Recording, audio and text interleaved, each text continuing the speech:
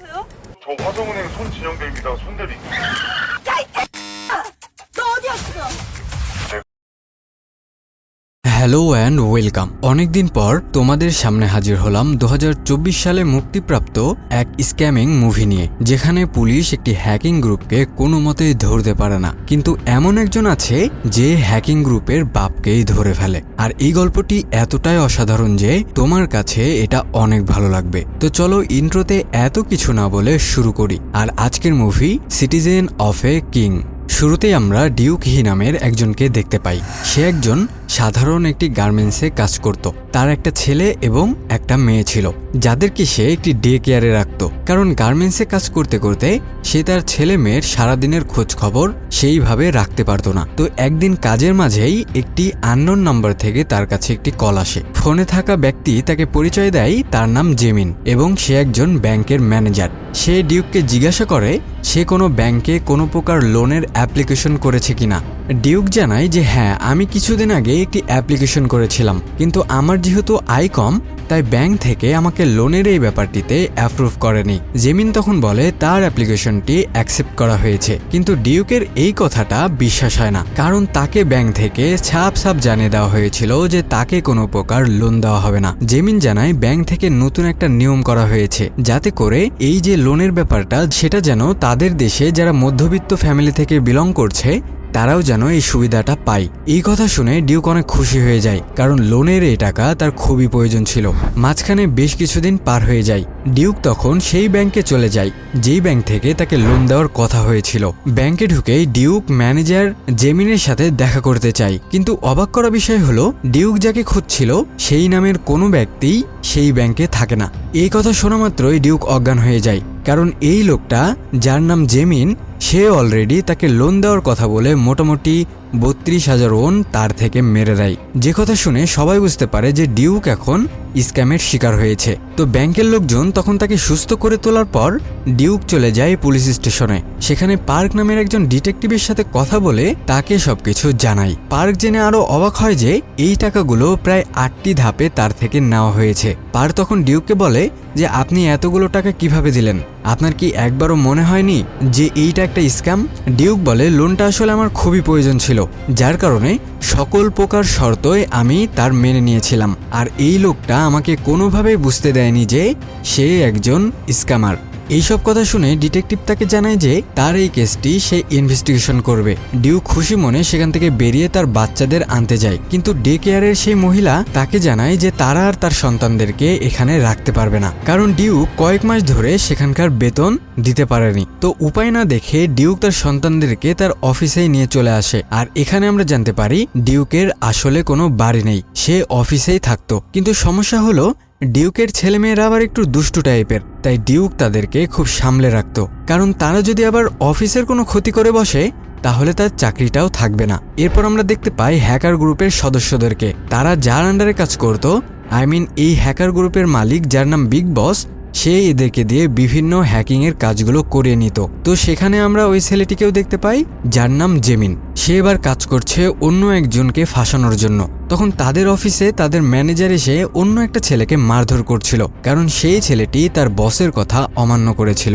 আর এই মারপিটের দৃশ্য দেখে আমরা বুঝতে পারি এখানে যে ছেলেগুলোকে নিয়ে আসা হয়েছে তাদেরকে দিয়ে বিগ বস সব ধরনের অনৈতিক কার্যকলাপগুলো করিয়ে নিত। তো এইসব দৃশ্য দেখে জেমিন সেখান থেকে পালানোর চেষ্টা করে, কিন্তু ধরা পড়লে যে তার কি হাল হবে তা ভেবে সে আর সাহস করতে পারে না। তো সেখানে আবার দুজন ছেলে পালাতে গিয়ে ধরা পড়ে। আর এই কারণে বিগ বসের লোকজন একটা ছেলেকে মারতে মারতে সেখানে মেরে ফেলে, আর আরেকজনের পা একদম ভেঙে ফেলা হয়, যাতে করে আর কোনোদিনও সে সেখান থেকে পালাতে না পারে। এরপর দেখা যায় সেই ডিটেকটিভ যার নাম পার্ক, সে ডিউকে ফোন করে এবং তাকে জানায় যেহেতু এই হ্যাকার গ্রুপের কোনো প্রমাণ বা তাদেরকে ধরার মতো কোনো কিছু তথ্য তাদের কাছে নেই, তাই এই কেসটি সে আর চালাতে পারবে না। ডিউক তাকে অনেক বোঝানোর চেষ্টা করে, কারণ তার যে গোছানো টাকাগুলো ছিল তা কিছুই আর অবশিষ্ট নেই। কিন্তু ডিউক তার কোনো কথা না শুনে ফোনটি রেখে দেয়। ডিউক খুবই হতাশ হয়ে পড়ে এবং অফিসের গাড়ি নিয়ে পার্কের সাথে দেখা করতে রওনা হয়। কিন্তু রাস্তায় যেতে যেতে সেই ছেলেটি আবার তাকে ফোন দেয় মানে জেমিন। তো ফোন রিসিভ করে ডিউক তাকে আচ্ছা লেভেলের দোয়া পাঠ করতে শুরু করে। তখন ছেলেটি তাকে শান্ত করে বোঝানোর চেষ্টা করে যে তার কোনোভাবেই তাকে ঠকানোর ইচ্ছা ছিল না। জেমিন বলে, আমি চাই তুমি আমাদের সকল ইনফরমেশনগুলো পুলিশকে জানিয়ে দাও, আর যত ইনফরমেশন লাগবে আমি তোমাকে দিব। ডিউক এবার তার কথা বিশ্বাস করে না। তখন জেমিন তাকে বলে, এখানে শুধু আমি না, আমার মতো অনেক ছেলেকেই জিম্মি করে রাখা হয়েছে, আর আমাদেরকে দিয়েই জোর করে এসব কাজ করিয়ে নাই। এমনকি কেউ যদি পালানোর চেষ্টা করে তাহলে তাকেও সেখানে মেরে ফেলা হয়। এসব কথা বলে জেমিন বলে, আমি তোমাকে 5 মিনিট পর আবার ফোন দিচ্ছি। এদিকে এই কথা শুনে ডিউক পার্কের সাথে যোগাযোগ করার চেষ্টা করে, কিন্তু কোনোভাবেই সে আর তার ফোন রিসিভ করে না, কারণ ইতিমধ্যেই সে পার্কে ফোন দিতে দিতে তাকে বিরক্ত করে ফেলেছে। এরই মধ্যে জেমিন আবার তাকে ফোন করে এবং তাকে একটি কোড লিখতে বলে, আর এই কোডটাই হলো তাদের হ্যাকিং গ্রুপের ঠিকানা। তো এইটা নিয়ে ডিউক এবার পুলিশ স্টেশনে যায়, আর সেখানে গিয়ে দেখে লম্বা লাইন, আর কোনোভাবে কষ্ট করে ডিউক পার্কের সাথে দেখা করে আর পার্কে সে কোডটি দেখায়। তখন সে জানায় এখানে যেই ঠিকানা দেওয়া হয়েছে সেটা চায়নার একটি ঠিকানা, আর সমস্যা হলো এই নামের অনেক বিল্ডিং সেই শহরে আছে, আর চায়নার মতো এত বড় একটা শহরে নির্দিষ্ট সেই বিল্ডিং খুঁজে বের করা সম্ভব না, কারণ জেমিন তাকে এক্স্যাক্ট কোনো লোকেশন দিতে পারেনি, কারণ সে নিজেও আসলে জানে না যে কোন বিল্ডিং এ তারা অবস্থান করছে। তাই পার্ক বলে কোনোভাবেই তার এই কেসটা রিওপেন করা হবে না, আর পার্ক ডিউকের ওপর খুব রেগে যায়। তো ডিউক এবার সিদ্ধান্ত নেয় যে সে নিজেই এবার সেই হ্যাকার গ্রুপকে ধরবে। তাই নিজের ফোন নিয়ে বসে যায় সেই শহর সম্পর্কে জানার জন্য, আর সে অনলাইনে জানতে পারে তার সাথে যেই স্ক্যামিং করা হয়েছে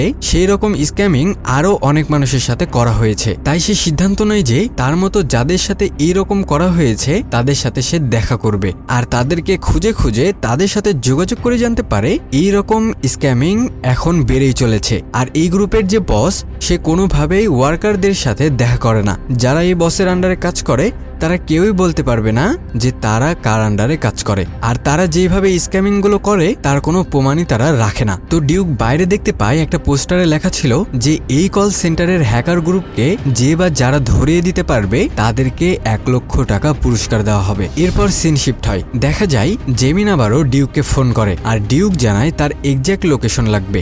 জেমিন জানায় সে নিজেও জানে না কোন বিল্ডিং এ তারা আছে, তাদেরকে কোনোভাবেই বাইরে যেতে দেওয়া হয় না, খুব বেশি প্রয়োজন হলে তাদেরকে গার্ড দিয়ে বাইরে নিয়ে যাওয়া হয়। তো ডিউক জেমিনের সাথে কথা বলার মধ্যেই কিছু সরকারি অফিসার তাদের অফিসে আসে। তারা আসে ডিউকের ছেলে মেয়েকে নিয়ে যাওয়ার জন্য, কারণ তাদের কাছে ইনফরমেশন আছে যে ডিউক তার ছেলে মেয়েদেরকে ঠিকভাবে কেয়ার করে না, এই কারণেই সরকারিভাবে তাদেরকে নিতে এসেছে। তো জেমিনের সাথে কথা শেষ করে যখন দেখতে পাই এই ব্যাপার, তখন সে খুব কান্নাকাটি করতে থাকে এবং তাদেরকে আটকানোর চেষ্টা করে, কিন্তু কোনোভাবেই তারা তার কথা শোনে না। শেষমেশ তারা ডিউকের ছেলে মেয়েকে নিয়ে চলে যায়, আর এটাই তাদের দেশের নিয়ম। তো এটার জন্য ডিউক পার্কের কাছে আবার ফোন করে, কিন্তু পার্ক এবার তার ফোনটি তার এক কলিগকে ধরিয়ে দেয়, আর সেই কলিগ ডিউককে জানায় পার্ক এখন অফিসে নেই, সে কাজে বাইরে গিয়েছে। তো ডিউক বুঝতে পারে এটা একটা মিথ্যা কথা। ডিউক তখন পার্কের নামে আবারও সূরা পাঠ করতে শুরু করে এবং ফোনটি কেটে দেয়। তো ডিউক তার অফিসের দুজন কলিগের সাথে কথা বলে,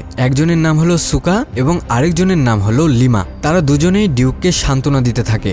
এরা দুজন ডিউকের মুখে পুরো ঘটনা শুনে কথোপকথনে লিমা বলে আমার একটা বোন চায়নাতে থাকে, আর তাছাড়া লিমা চাইনিজ ভাষাও জানে। তখন ডিউকের মাথায় একটা আইডিয়া আসে, আর তা হলো সে চায়নায় যাবে আর লিনার বোনের সাহায্যে সেই হ্যাকার গ্রুপকে ধরবে। এই কথা শুনে লিমার রাজি হয় না, কারণ চায়না একদমই তাদের কাছে অচেনা, তাছাড়া পাওয়া যাবে কিনা তারও কোনো ঠিক ঠিকানা নেই। তো ডিউকের অনুরোধে লিমা রাজি হয়ে যায় এবং সুকাও তাদের সাথে যেতে চায়। এরপর অফিসে 3 দিন ছুটি নিয়ে তারা চায়নায় চলে যায়। সেখানে লিমার বোন তাদের সবাইকে রিসিভ করে। এরপর তারা ট্যাক্সিতে উঠে সেই বিল্ডিং খোঁজার জন্য বেরিয়ে পড়ে। জেমিন ডিউককে জানিয়েছিল তাদের বিল্ডিংটির নাম হলো জিনহু, কিন্তু শুধুমাত্র এই নামটি যথেষ্ট ছিল না সেই বিল্ডিংটি খুঁজে পাওয়ার জন্য। জেমিন বলেছিল যে তাদের বিল্ডিং এর নিচে কাপড় তৈরির মেশিন রাখা থাকে, এই ছাড়া কোনো তথ্যই জেমিনের জানা ছিল না। তো ডিউক তাদের 3 জনকে বলে এই শহর সম্পর্কে আমি আগে রিসার্চ করেছি এবং সেখান থেকে আমি জানতে পেরেছি এই শহরে জিনহু নামের মোট 9টি বিল্ডিং আছে। এই কথা শুনে সবাই খুশি হয়, কারণ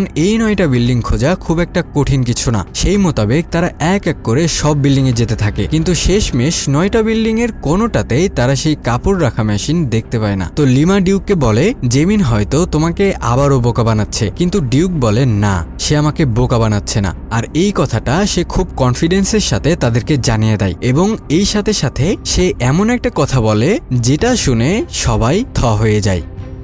ডিউক বলে জিনহু নামের এখানে শুধু 9টি বিল্ডিং নেই, বরং এখানে এই নামের 72টি বিল্ডিং রয়েছে। এই কথা শুনে সবাই হতাশ হয়ে পড়ে, কারণ এতগুলো বিল্ডিং খুঁজে বের করা চারটেখানি কথা নয়। তাছাড়া অফিসের ছুটি ছিল মাত্র 3 দিনের। এখন 9টা টার্গেট করার কারণ হলো, প্রথমত যে 9টা বিল্ডিং এ তারা গিয়েছিল সেই 9টা বিল্ডিং ছিল গার্মেন্টসের পাশেই, কাপড় তৈরির গার্মেন্টসের পাশেই। তো এখন তাদেরকে আরো 63টি বিল্ডিং খুঁজতে হবে। এটা শুনে তারা কেউই রাজি হয় না, কিন্তু ডিউক তাদেরকে আবারও রিকোয়েস্ট করতে থাকে, আর এটার কারণে তারা আবারও রাজি হয়ে যায়। আর এতগুলো বিল্ডিং খুঁজে বের করার জন্য তারা দুজন দুজন করে দুদিকে যায়। এদিকে জেমিন চেষ্টা করতে থাকে সেখানে কোনো ফোন পাওয়া যায় কিনা, কারণ তাদেরকে সেখানে ফোন ব্যবহার করতে একদমই দেওয়া হয় না। আর জেমিন ফোন খুঁজছিল এই কারণেই যে যাতে করে সে সেখানকার কিছু ছবি তুলে ডিউককে পাঠাতে পারে। তো এরই মধ্যে ওই ছেলেটা যাকে মারতে মারতে পা ভেঙে দিয়েছিল সেই ছেলেটিকে বিগ বসের একজন লোক আবারও মারতে শুরু করে। এটা দেখে জেমিন নিজেকে আর ঠিক রাখতে পারে না, আর সেই কারণে জেমিন বিগ বসের ওই লোকটাকে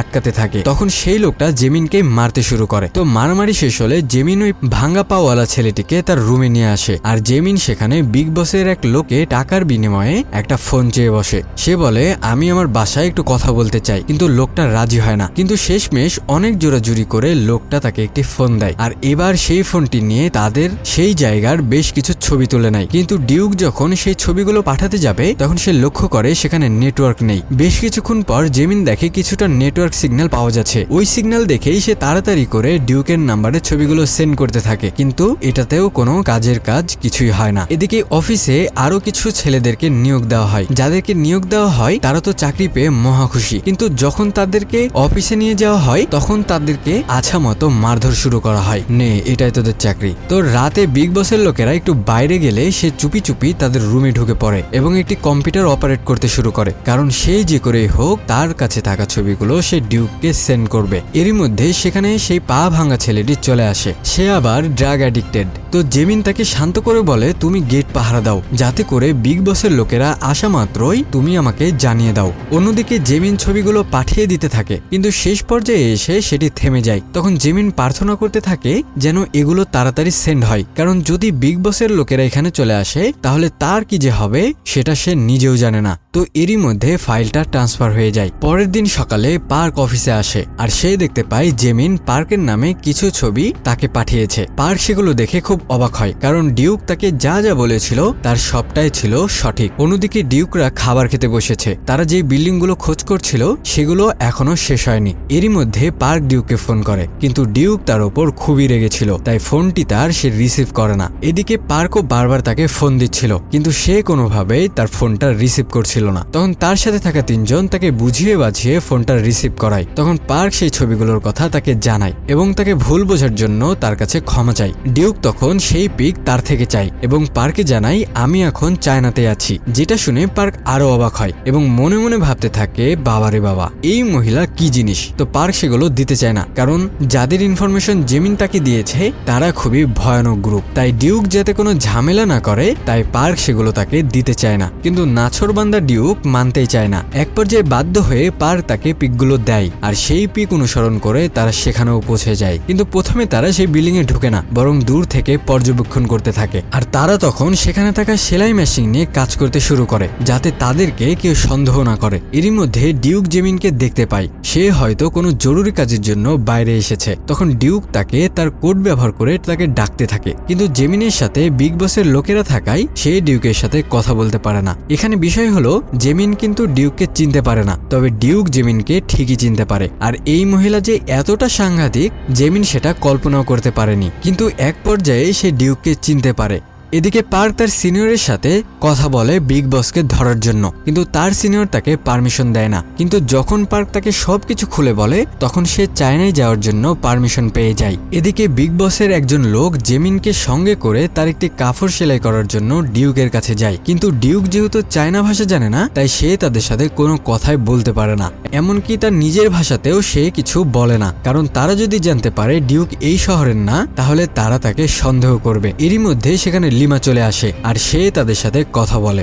লিমা কথার ফাঁকে বিগ বসের সেই লোকটাকে একটু দূরে নিয়ে যায় আর এই ফাঁকে ডিউক জেমিনের সাথে কথা বলার সুযোগ পায়। ডিউক তখন খুব কৌশলে তাকে একটি ফোন দেয় যাতে করে সে তার সাথে যোগাযোগ করতে পারে। তো ফোন নিয়ে জেমিন যখন তার রুমে আসে তখন সে দেখতে পায় পেছনে একটা চিঠি রাখা আছে আর এই চিঠিতে লেখা ছিল যদি তাদের বিগ বস আসে তাহলে সেই খবর যেন সাথে সাথে ডিউককে জানিয়ে দেয়। এদিকে পার্কও চায়না যাওয়ার জন্য রওনা হয়ে যায়। পার্ক ডিউককে ফোন করে জানায় যে সে যেন নিজে থেকে কোনো রিস্ক না নেয় আর তাকে জানায় তারা খুব দ্রুতই চায়নাতে পৌঁছে যাবে। এরই মধ্যে জেমিন ডিউককে জানায় তাদের অফিসে বিগ বস আসছে, যেটা শুনে তারা সবাই সেখানে উপস্থিত হয় আর ডিউকরা দেখতে পায় সেখানে অনেকগুলো গাড়ি নিয়ে বিগ বস আসছে। তারা দেখে সেই গাড়িগুলো থেকে বিগ বসের অনেক লোকজন নামতে থাকে আর এই লোকগুলো অফিসে ঢুকেই সবাইকে মারতে শুরু করে, কারণ বিগ বসের কাছে খবর চলে গিয়েছে যে কে বা কারা যেন তাদের ইনফরমেশন লিক করে দিয়েছে আর এই কারণে তারা সেখানে থাকা সবাইকে মেরে ফেলে। তো বাইরে এরা কোনো কিছুই বুঝতে পারে না। তারা দেখতে পায় বিগ বসের লোকেরা সেখান থেকে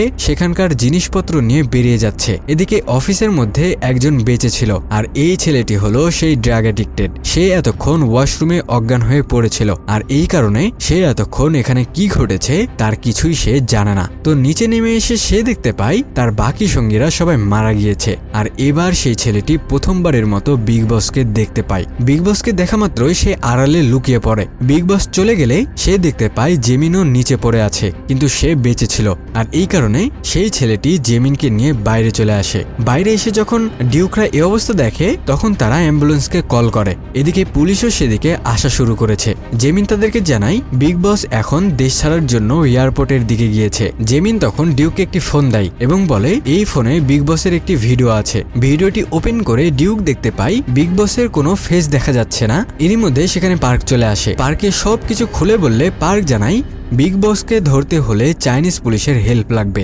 কিন্তু সমস্যা হলো এখানে কেউই চাইনিজ ভাষা জানে না। তাই লিমা চাইনিজ পুলিশকে সবকিছু বলতে শুরু করে। এদিকে ডিউক রওনা হয়ে যায় এয়ারপোর্টের দিকে যাওয়ার জন্য, কারণ পুলিশের প্রসেসে বিগ বসের কাছে পৌঁছাতে গেলে অনেক দেরি হয়ে যাবে, তাই তারা আগেই রওনা হয়ে যায়। তো এয়ারপোর্টে নেমেই তারা তিনজন তিন দিকে আলাদা হয়ে যায় এবং বিগ বসকে খুঁজতে থাকে। খুঁজতে খুঁজতে ডিউক বিগ বসকে দেখতে পায় আর ডিউক তাকে চিনতে পারে।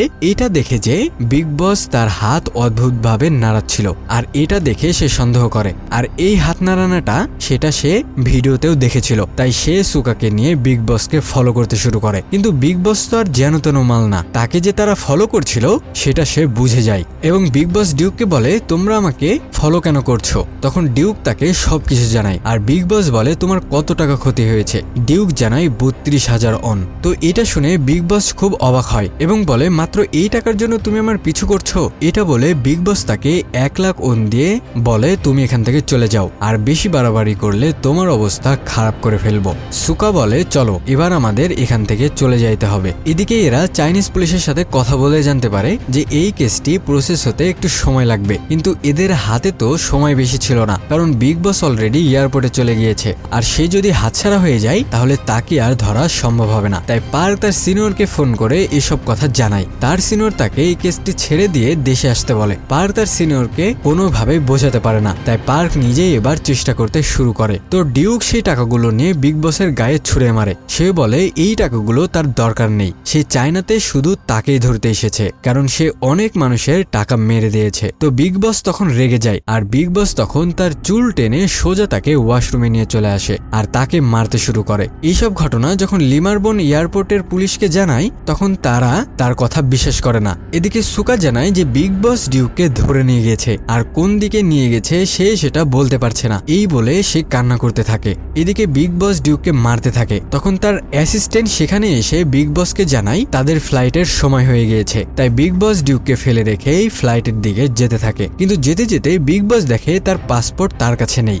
সে বুঝে যায় ডিউক সেটা নিয়ে নিয়েছে। তাই বিগ বস রেগে ফেটে পড়ে আর তার দিকেই যেতে থাকে। এরপর বিগ বস তার পাসপোর্ট চাইলে ডিউক তখন তার সামনেই তার পাসপোর্ট ছিঁড়ে ছিঁড়ে খেতে শুরু করে। এটা দেখে সে আবারও তাকে মারতে শুরু করে আর এরই মধ্যে পার্ক চাইনিজ পুলিশ নিয়ে সেখানে হাজির হয় আর বিগ বসকে অ্যারেস্ট করে। সিন শিফট হয় এবং দেখা যায় জেমিন হসপিটালে অ্যাডমিট ছিল এবং পুলিশকে সবকিছু সে খুলে বলছিল, তাদেরকে কিভাবে আটকে রেখে তাদেরকে এইসব কাজ করাতো, এইসব সবকিছুই সে খুলে বলছিল। এরপর দেখা যায় সে আবারও তার স্বাভাবিক স্বাভাবিক জীবনে ফিরে এসেছে, এমনকি সে তার সন্তানদেরকেও ফিরে পায়। তবে বিগ বসকে ধরিয়ে দিতে পারলে যে 1 লক্ষ টাকা পুরস্কার দেওয়ার কথা ছিল সেটা সে পায় না, কিন্তু না পেয়েও ডিউ খুব আনন্দ পায় যে অনেক কষ্ট করে হলেও সে বিগ বসকে ধরতে পেরেছে। আর এখানেই মুভিটি শেষ হয়। তো বন্ধুরা, জীবনের লক্ষ্যটাও কিন্তু ঠিক এমনই, যে কোনো জিনিস পারবো বলে করলে এবং করতে থাকলে অবশ্যই সেটা করা সম্ভব। তো মুভিটা কেমন লাগলো তা অবশ্যই কমেন্টস করে জানাও। আর অনেকদিন পর তোমাদের কাছে হাজির হয়েছি,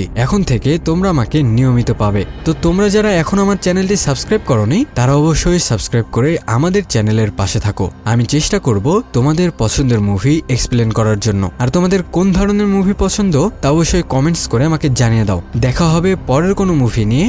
সে পর্যন্ত সবাই ভালো থেকো, সুস্থ থেকো। আল্লাহ হাফেজ।